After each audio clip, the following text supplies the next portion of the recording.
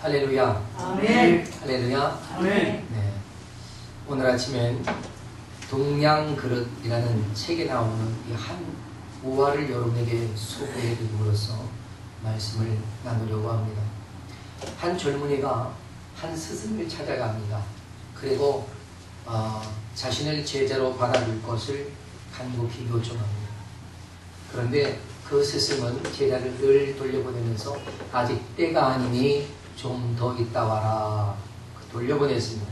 하지만 이 젊은이는 끈질기게 그 스승을 찾아갔고 그리고 마침내 스승에게 허락을 받습니다.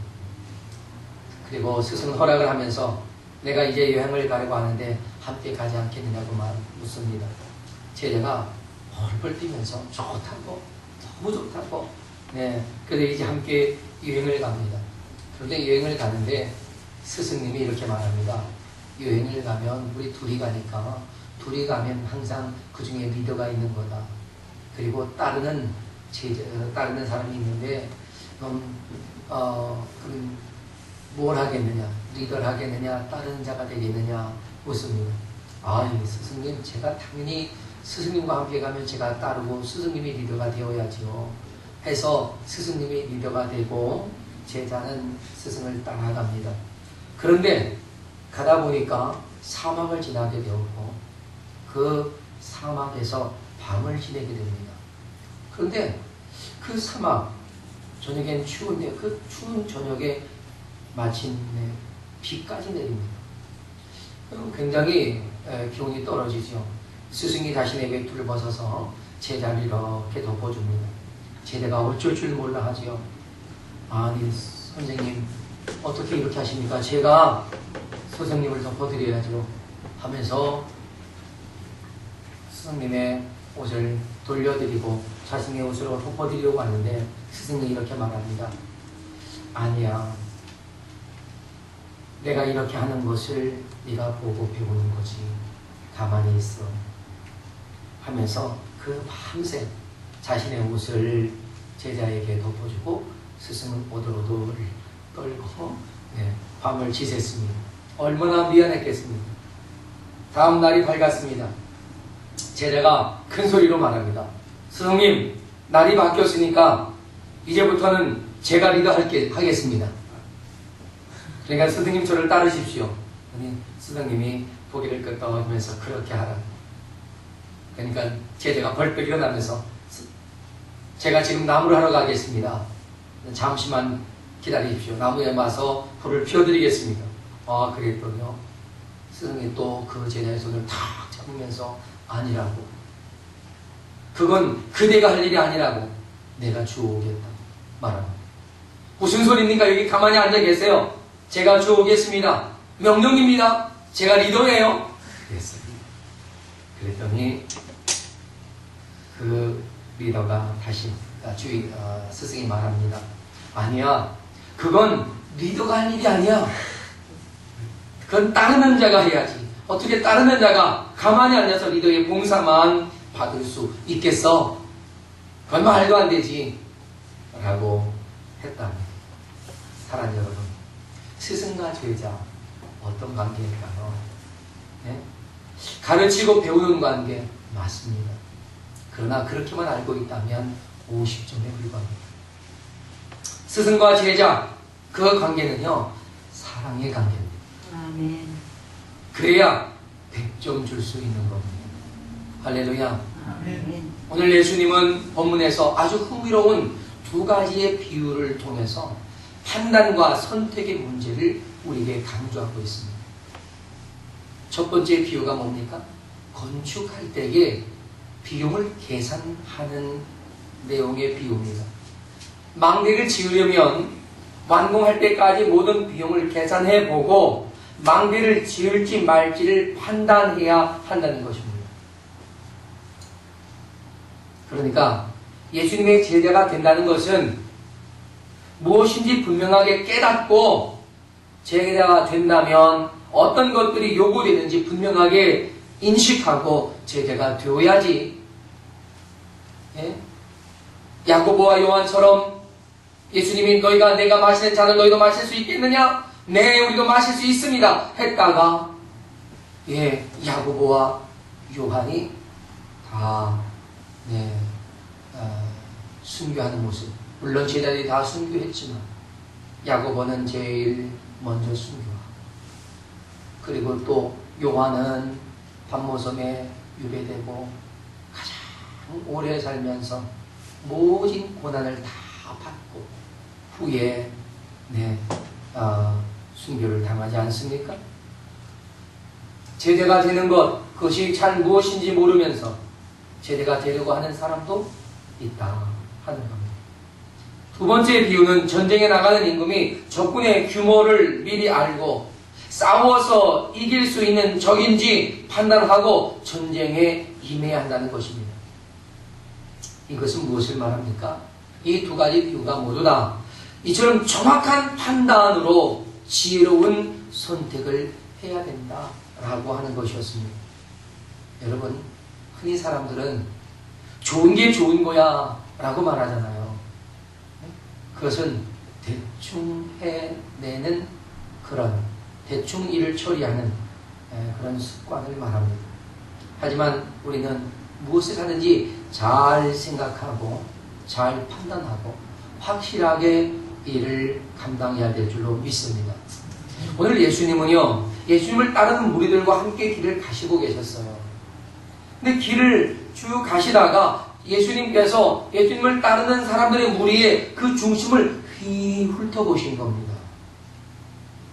그랬더니 그 많은 사람들이 예수님의 제자가 되려고 하는 그런 생각, 그런 의욕이 아주 많습니다.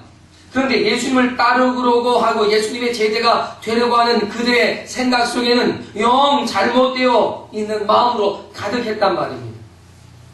예수님을 따르는 제자들, 예수님의 제자가 되려고 하는 그 많은 사람들이 예수님의 제자가 되면 부귀와 영화를 얻을 수 있을 것이라고 생각을 하고 제자가 되려고 했다는 것이죠.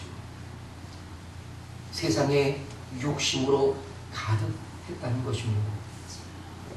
그래서 주님은 어느 누구의 질문에 대해 답을 주신 것이 아니라 가던 길을 갑자기 멈추시고 주님을 따르던 사람들을 세워놓고 그리고 오늘 비유의 말씀을 전해 주신 것입니다. 이처럼 주님의 비유는 예수님을 따르는 제자다움의 길이 무엇인지를 가르쳐 주시고자 하셨던 것입니다.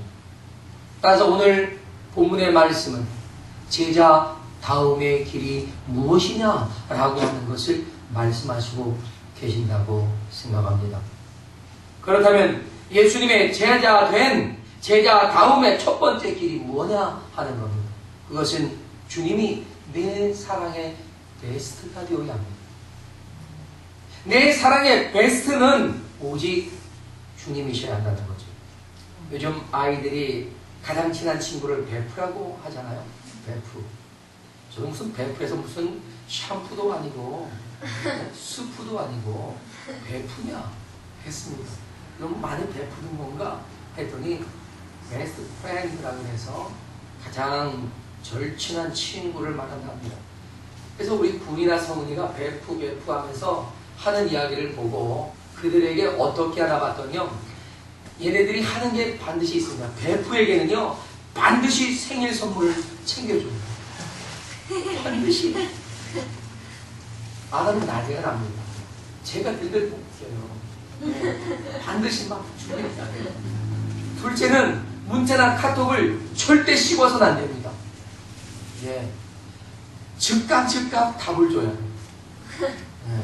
소통이 원활하게 이루어져야 돼요. 그렇지 않으면 베프에서 강퇴됩니다. 완전히 쫓겨나요. 그러니까 베프를 유지하는 것, 서로가 최선을 다해야 하고 또한 서로에게 그들이 더 친밀하게 가까이 다가가야 합니다. 여러분, 예수님과 우리 사이 베프 사이인 줄로 믿습니다. 아멘. 할렐루야. 베프 사이예요. 베스트 프렌드예요. 그렇다면 여러분은 예수님과의 그 베스트 프렌드 사이를 요즘 어떻게 유지하고 계신지 제가 물어봐도 되겠습니까?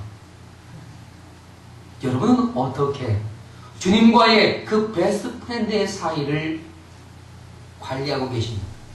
주님과 얼마나 소통이 원활하시냐 하는 것입니다. 사랑하는 여러분, 예수님은 누구든지 내게로 오는 자는 자기 부모와 처자식과 형제 자매와 자기 목숨까지도 철저하게 미워해야 한다라고 하셨습니다. 여러분, 미워한다는 건 사실 불화를 의미하는 게 아니에요. 예수님은 우리에게 불화를 만들라고 하지 않았습니다. 그 가정에 사랑과 평화를 이루어가라고 하셨단 말입니다. 그러면 예수님은 지금 여기서 미워하라는 그 말은 무슨 뜻인가요? 이 말은 주님보다 더 사랑하지 말라라고 하는 것입니다. 우선순위에 관한 말씀이죠. 우리는 나의 목숨보다는 나의 부모와 처자식과 형제 그리고 자매를 더 사랑해야 합니다.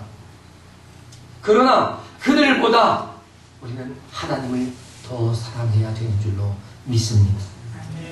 여러분, 하나님을 사랑한다는 것은요, 하나님의 뜻과 하나님의 말씀에 순종하는 것이 세상의 그 어떤 것보다 우선되어져야 한다라고 하는 것입니다. 그래서 주님께서 우리에게 먼저 그의 나라와 의를 구하라 라고 하셨던 거죠. 그러니까 주님을 위해선 이 세상에 그 어떤 것도 포기하고 내려놓을 수 있어야 하는 것입니다. 옛말에 충과 효, 무엇이 우선이냐 했을 때에 충이 우선이다 라고 가르쳤습니다. 그러나 충을 위해 효를 회피하진 않았습니다. 충을 이룬 다음 반드시 효를 행했던 것을 우리는 역사 속에서 볼 수가 있었습니다. 저의 77대 할아버지가 정철 선생입니다. 정철 선생이 우리 할아버지 무슨 말씀하셨습니까? 네, 부모님 살아실 때 섬기기를 다라고 해서 저희 가문엔 그래서 이 효라고 하는 게 굉장히 깊은 이 가정의 교훈으로 남아져 있습니다. 그러나 여러분, 우리의 이 효는 그리스도 안에서 이루어지는 효가 되어야 합당한 줄로 믿습니다. 할렐루야. 아멘. 그러니 하나님을 사랑하는 것이 무엇보다 우선이라는 겁니다. 하나님을 사랑하고 이웃을 사랑하는 것이죠. 하나님의 그 사랑 안에서 우리가 이웃을 사랑하는 겁니다. 네? 그 이웃에는 우리 가족들도 다 포함되는 거죠. 여러분, 우리 그리스도인은 세상 사람들이 가지고 있는 인생의 나침반과 좀 다른 나침반을 가지고 있습니다. 세상 사람들의 나침반은 네? 자기 자신을 위하고 또 가족을 위하는 그쪽으로 늘 나침반이 움직이지만, 그러나 우리가 가지고 있는 이 나침반은 한쪽 끝은 언제나 하나님을 향하고 또 한쪽 끝은 늘 이웃을 향합니다. 그래서 하나님을 사랑하고 이웃을 사랑할 것을 우리에게 늘 말씀하고 계신 겁니다. 사랑하는 여러분, 내 마음을 무엇이 이끌어가는가? 내 마음을 무엇이 주장하는가? 그것이 곧 우리의 주인입니다. 성경은 결코 우리가 두 주인을 섬길 수 없다라고 말씀하지 않습니까? 이것처럼 사랑하는 여러분, 우리는요, 나를 이끌어가는 제1되는 원인은 오직 하나님에 대한 사랑, 바로 그것이 한다는 말씀입니다. 여러분, 여러분의 베스트 사랑은 누군가? 우리는 우리의 그 베스트 사랑이 나의 남편이나 아내가 되도 안 되고요, 나의 부모나 형제가 되도 안 되고요, 나의 자녀가 되도 안 됩니다. 나의 베스트 사랑은 하나님이셔야 합니다. 아멘? 아멘. 네. 그런데 그것으로 끝나는 게 아니죠. 그리고 그 주님의 사랑과 그 헌신으로 부모와 형제를 사랑하고 아내와 남편을 사랑하고 자녀를 사랑하는데, 우리가 우리 자신을 사랑하는 것보다 더 사랑할 수 있어야 한다는 것입니다. 그러면 둘째로 예수님의 제자 된 제자 다음에 두 번째 길은 뭐냐 하는 겁니다. 그것은 내게 맡기신, 주님께서 내게 맡기신 사명을 주님처럼 감당해야 한다 하는 것입니다. 누구처럼? 주님처럼. 누구든지 예수님의 제자가 되려면 자기의 십자가를 지고 그 다음 뭡니까? 그렇죠. 예수님을 따르라고 했습니다. 예수님께서 우리에게 맡겨주신 십자가는요, 우리가 이 땅에서 감당해야 할 우리에게 주어진 사명이란 말입니다. 우리는 그 사명을 감당하기 위해선 분명하게 우리가 세상에서 보편적으로 소중하게 여기는 것들을 다 내려놓을 수 있어야 합니다. 그 가정의 소중함 압니다. 그러나 내려놔야 합니다. 그리스도 앞에 굴복되어줘야 합니다. 이 사명은 내가 살아있는 존재의 이유이기도 하다는 것을 우리는 알아야 합니다. 우리가 숨을 쉬고 있는 그 기간 동안엔 우리는 내게 주어진 사명을 감당해야 합니다. 지난주에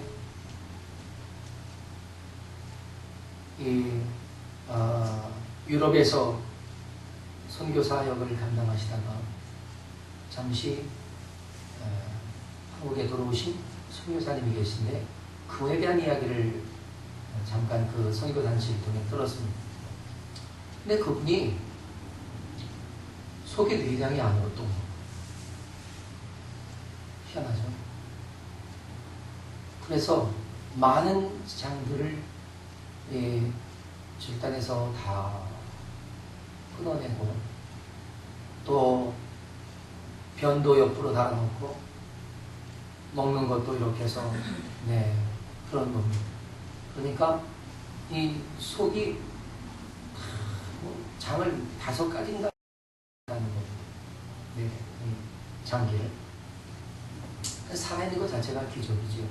그런데 그분이 모이면 가장 행복한 얼굴로 미소를 띄운다는 거죠. 근데 그 모든 것을 다 이렇게 하고도 이제 많은 사람들이 당신이 할 만큼 했으니까 이제는 편히 쉬라고 하는데도 굳이 그 몸으로 또다시 선교주로 나가더랍니다. 그 이유는 내 생명의 존재 이유가 내게 맡겨진 사명을 위한 것인데 내가 그 사명 감당하기까지는 그곳에 있겠습니다. 주님이 저를 그곳으로 부르셨기 때문입니다. 여러분, 그런 고백을 들었습니다. 정말 숙연해지더라고요. 사명이 있는 그곳에 나의 생명의 이유가 있는 줄로 믿습니다. 아멘. 그래서 자기의 십자가를 지고 간다는 것은 쉽지 않습니다. 우리는 십자가 하면 고난 또 올리잖아요. 맞습니다. 십자가를 지르면 고난 겪어야 합니다. 당해야 합니다. 견뎌야 합니다. 이겨내야 합니다. 그러나 십자가가 고난은 아닙니다. 십자가는 사명입니다. 사명은 어떠한 고난이 와도, 어떤 환난이 와도, 어떤 어려움이 우리의 장애가 될지라도 우리는 넘어가야 하는 것입니다. 아멘. 왜요? 사명을 감당하는 것이 우리 인생의 미션이기 때문입니다. 할렐루야. 아멘.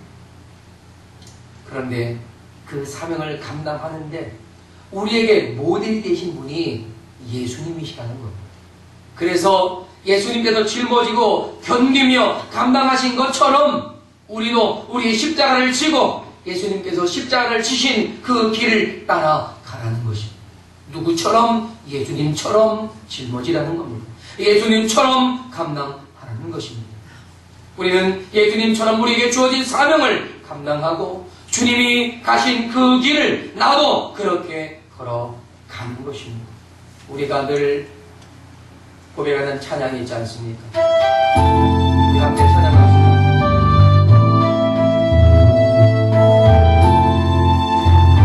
주님이 홀로 가신 그 길 나도 따라가오. 모든 물과 피를 흘리신 그 길 나도 따라가오. 험한 산도 나는 괜찮소. 바다 끝이라도 나는 괜찮소. 주님이 홀로 가신 그 길 나도 따라가오.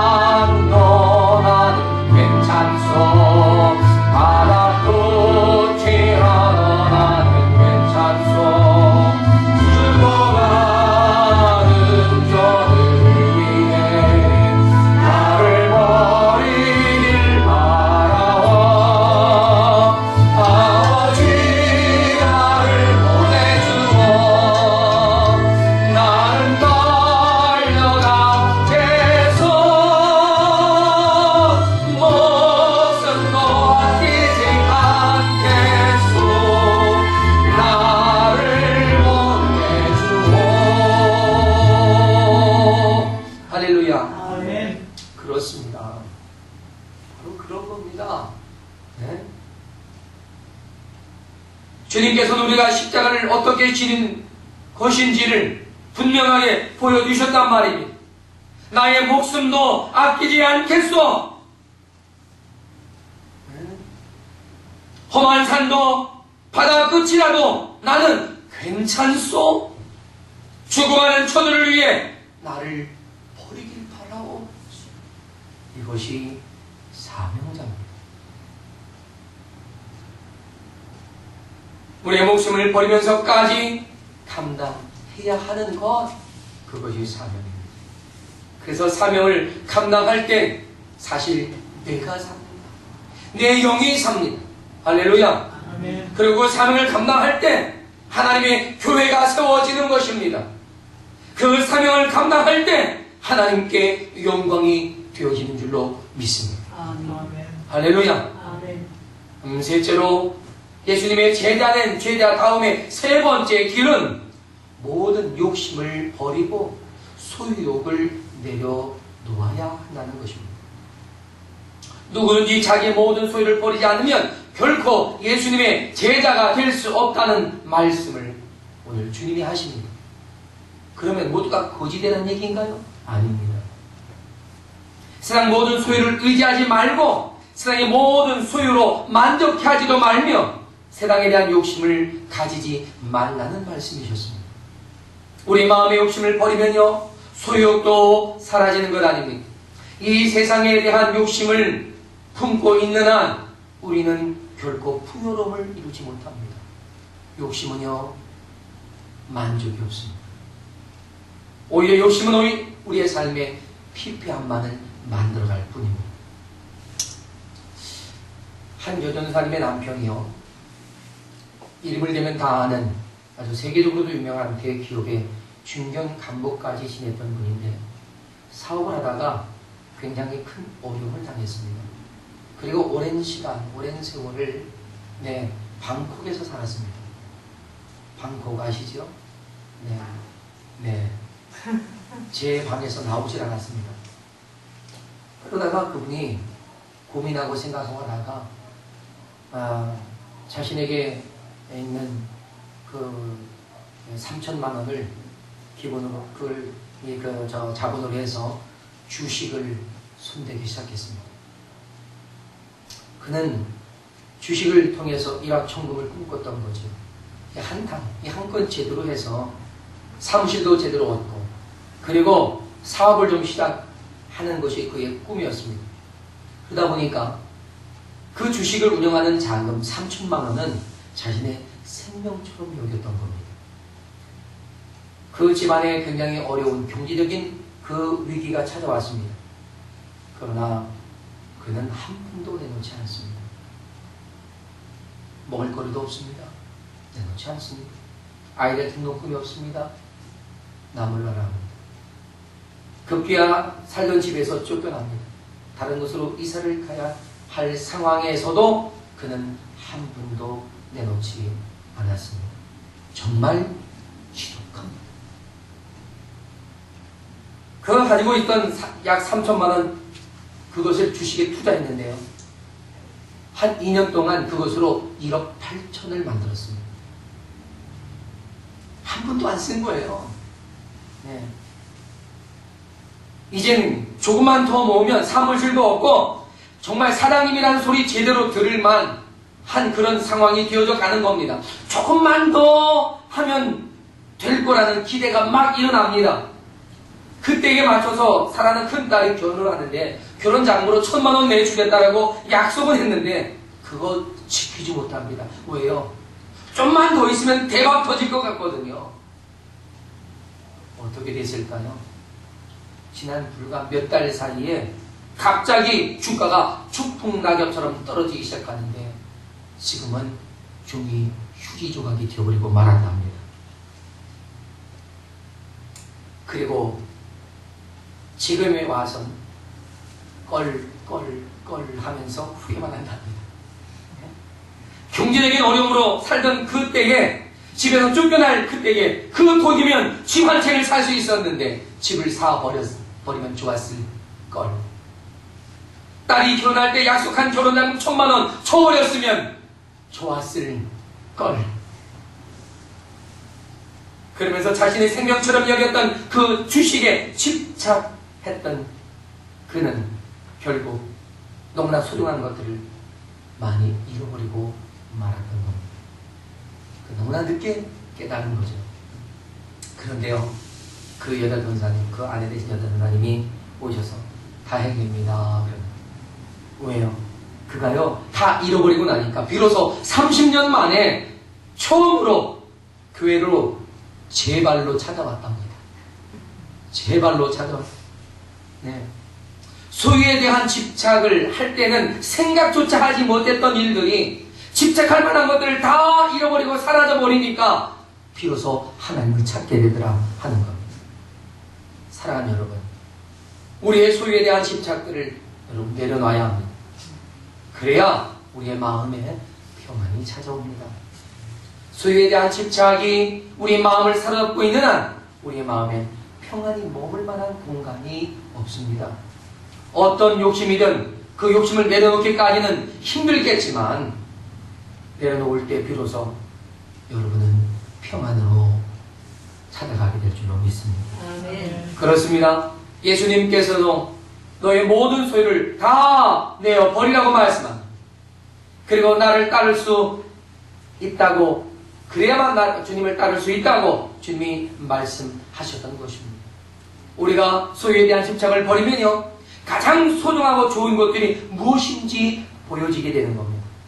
우리가 세상에서 집착하고 있는 그 순간은 결코 주님을 따라가지 못합니다.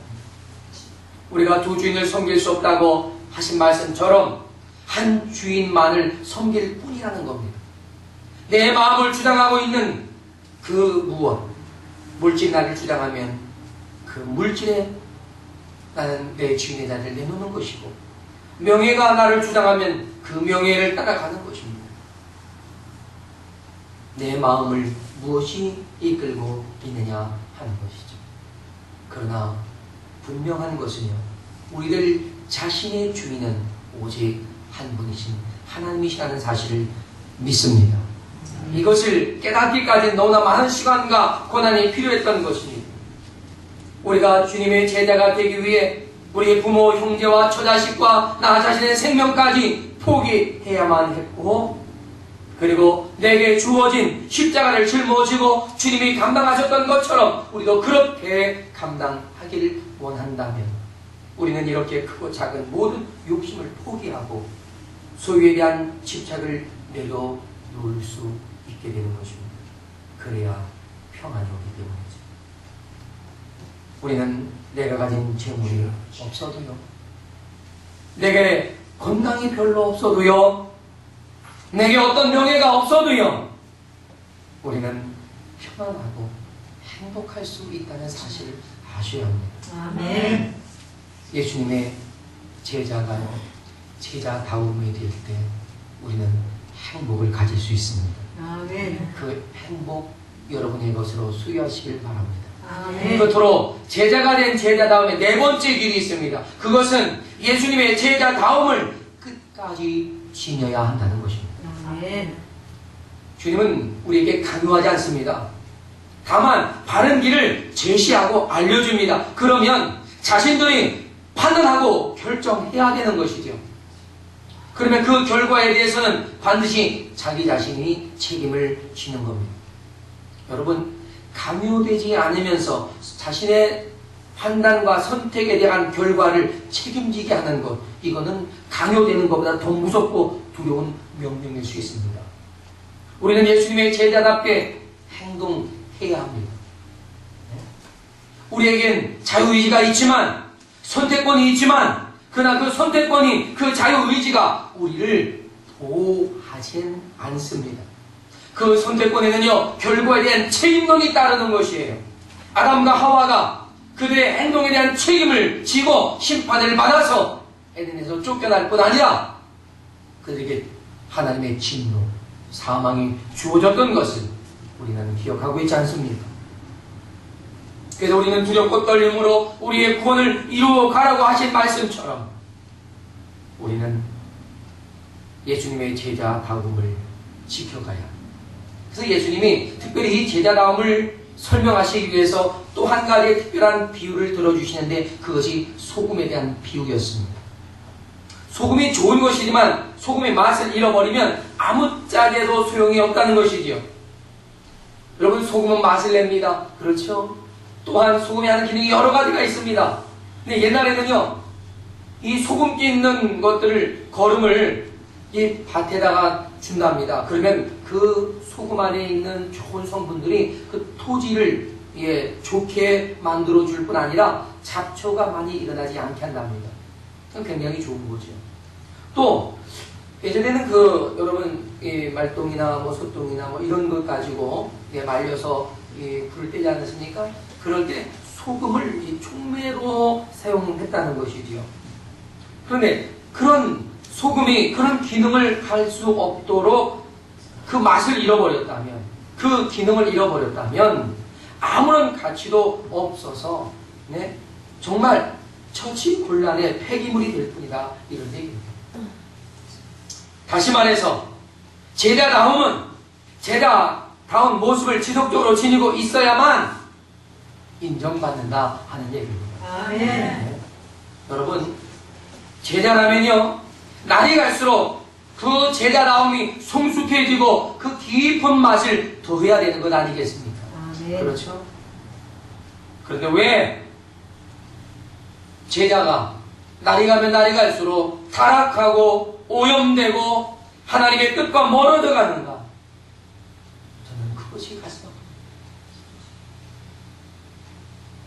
저는 주님 앞에, 주님 저만이라도 변질되지 않게 해달라고 했는데 돌아보면 변질되어 있고, 돌아보면 악하디 악하고 정말 냄새가 나는, 악취를 내는 그러한 연약한 자로 타락해 있음을 고백합니다. 여러분, 저와 여러분이 주님의 제자다움을 좀 더 보존하면서, 갱신하면서, 회복되면서 그 제자다움의 성숙함과 깊은 맛을 도래할 수 있기를 주님의 이름으로 축복합니다. 아멘. 제자다움을 오래 간직하고 시간이 흐를수록 깊은 맛을 만들어내는 장마처럼 말입니다. 장마. 장막 같은, 장막이 아니라 장맛 같은 예수님의 제자가 되시길 축원합니다. 아멘. 된장녀가 아니라 된장 같은 맛을 내는 그리스도입니다. 아멘. 고추장 같은 맛을 내는 그리스도입니다. 여러분, 100년 된 간장은요, 보양 굉장히 비싸대요. 그게 한 숟가락에 한 20만 원 된답니다. 한 숟가락에. 그러면서 딱 한 숟갈 또 주면서 이게 20만 원어치입니다 하면서 먹어보라고. 그래서 20만 원어치를 먹었대요. 근데 100년 된 간장은 짜지가 않답니다. 짜지가 않대요. 안 먹어봐서 모르겠습니다. 혹시 여러분 100년 후에 자손에게 보약 한제 져주시려면 간장 담아서 깊이 묻어두었다가 100년 후에 캡슐을 꺼내서 먹어라 라고 남겨주시면 될 것 같습니다. 사랑하는 여러분, 제자다운 제자 되시길, 정말 깊은 맛이 있는 제자 되시기를 주님의 이름으로 축원합니다. 아멘. 이제 말씀을 마칩니다. 여러분, 예수님을 내 사랑의 베스트가 되게 합시다. 아멘. 내게 맡겨진 사명은요, 내 멋대로가 아니라 주님처럼 감당하기를 축원합니다. 아멘. 크고 작은 욕심으로 우리의 삶이 불편해지는 것이 아니라 크고 작은 욕심을 버리고 소욕을 내려놓음으로 평안을 얻기를 축원합니다. 제자와 다음의 모습을 끝까지 지켜내므로 그야말로 만나는 그리스도인의 모습, 만나는 예수님의 제자의 삶을 함께 살아가기를 축원합니다. 아멘. 다 같이 일어나서 기도하겠습니다. 우리 기도할 때 하나님, 주님을 내 사랑의 베이스로 영접합니다. 그리고 주님이 내게 맡겨진 사명, 내 멋대로가 아니라 주님의 뜻대로 감당하겠습니다. 주님처럼 감당하겠습니다. 크고 작은 욕심 내려놓겠습니다. 진리의 다음의 모습을 지켜가도록 하겠습니다. 우리 안에 하나님이여 믿음의 용기를 더하시고 하나님의 크신 은혜와 하나님의 놀라우신 사랑과